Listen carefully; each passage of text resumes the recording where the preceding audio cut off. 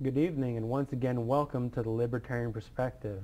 Once again, I'm your host, Philip Labe. I'm with the Libertarian Party of Florida, and I also work here locally in the Duval County affiliate. And today I have a special guest, Scott MacNaughton, who may be running for Congress. I'm very excited about that. But before we get into that, I have to ask you, like I ask everybody on this show, what is it about the Libertarian Party that drew you to it? How did you get involved?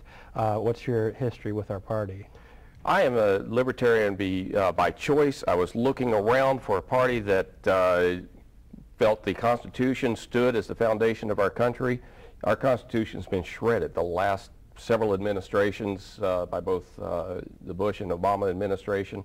When I'm looking around for a party, I found the Libertarian Party was the party that believed in the Constitution as the foundation and as the guide, and looking for a party that is looking to take government and federal government, making it smaller and bringing it local so that we, the people, can be in charge of how we are governed.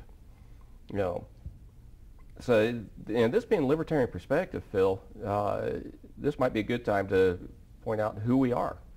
Absolutely. Sometimes when we have this show, we stay on specific topics, but a lot of people that I meet are confused.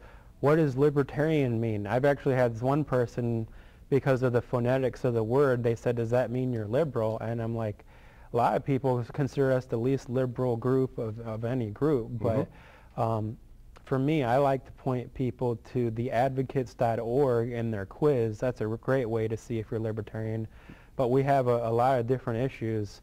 I almost don't know where to start. Where do you think we should start? Well, I think we ought to start with everybody likes to label people as liberal or conservative or independent. We are not liberal. We are not conservative. We're not even independent. We are individualist. Individualist in that we believe that it is the right of the individual to make their choices, to decide how they want to live, how they want to spend their money, where they want to work, maybe even to decide what health care plan they want. And we'll get into health care here in just a second, for that's something that we believe that in the Constitution it restricts the government, not the other way around, that our rights are, as the Declaration of Independence says, inalienable, and because we have these rights to life, liberty, and pursuit of happiness, that we should be making the decisions, not government up in D.C. Making those decisions for us. And so that's pretty much who we are. Now, that ranges a whole gamut and brings into a whole lot of different choices. And we are not any particular religious group. I'm an evangelical Christian. We have atheists. We have others of all different beliefs. But we all believe that the Constitution allows us to choose that belief, to allow us to make those choices on our own that the government should not. This Constitution that I'm holding restricts the government so that we, the people, can enjoy our lives and live our lives the way that we believe ought to be lived. And it takes time. People are starting to come over to our side more and more. And for me, it's almost like a light bulb, because right now, since the two major parties, when they have an agenda, they don't use freedom as a platform to push it through. They use authoritarianism. If they think, like healthcare, they don't say, I wish more people had the access to healthcare, so let's make it easy by reforming it so there's less restrictions. They say, let's place restrictions and make them do what we want. And that goes for everything. If you don't like people doing drugs, let's make a law. And a lot of times that just doesn't really work. And so a lot of people get confused. They say, well, you guys have a position on this, that means you're liberal or you're conservative. We have positions that are actually on both sides. That actually are on both sides. It all comes down to individual choices. Does not mean that the individual has to make the right choice. You just have the right to make a choice. Nowhere in the Constitution does it say, so many times we hear that, the right to health care.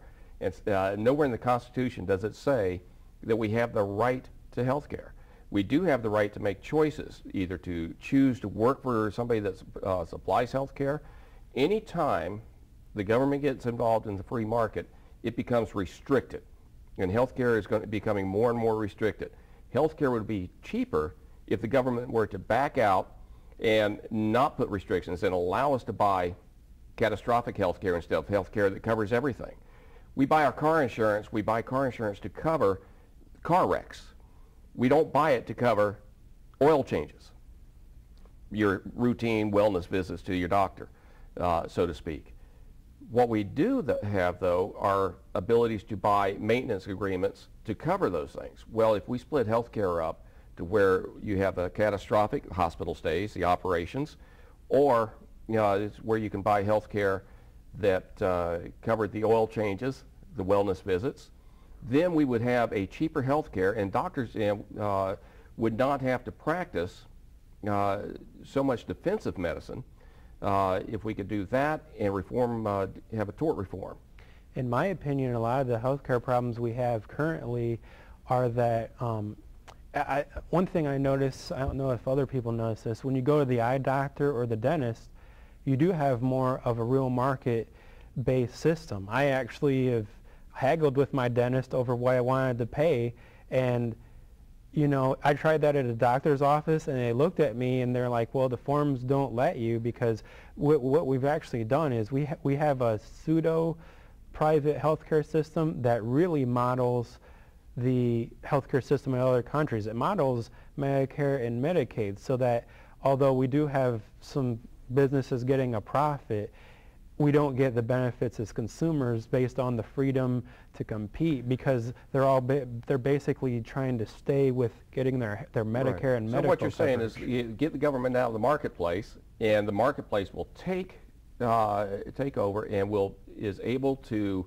react, is able to adjust, so that we, the people, can determine what is offered in the marketplace. You take a look how cash for clunkers happened, and the government was not able to react fast enough to the demand to be able to manage that properly. Government has taken over so many different things in they've taken over banks that rightly should have failed.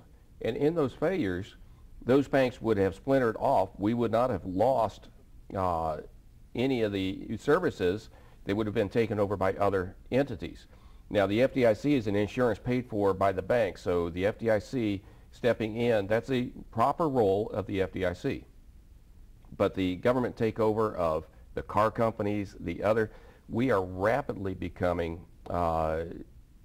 through government takeover, a socialist country. Well, during the takeovers, a lot of times when President Obama would speak, he would literally say something like, he would say, we need to wind down the bad assets in the bank or the car company.